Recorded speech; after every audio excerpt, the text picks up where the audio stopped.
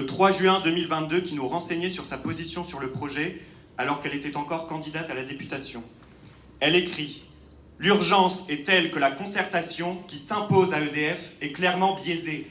Il ne s'agit pas d'avoir un débat sur le bien fondé de la solution proposée ou sur d'éventuelles solutions alternatives.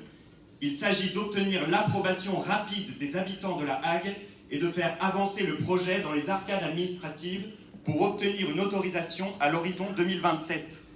Notre position est aujourd'hui la même que celle du Conseil départemental de la Manche. Élargissons le débat. Je propose une chose, et je regrette que l'actuel député n'ait pas entrepris cette démarche depuis longtemps, que la ministre en charge de la transition écologique et la cohésion des territoires, Amélie de Montchalin, vienne sur place et s'empare du sujet comme l'État aurait dû le faire depuis le début, plutôt que de se retrancher derrière EDF, et que l'Assemblée nationale s'en empare aussi, qu'il y ait un débat national sur le sujet, qu'on porte le sujet à la connaissance du pays, plutôt que de laisser les habitants du Cotentin se monter les uns contre les autres.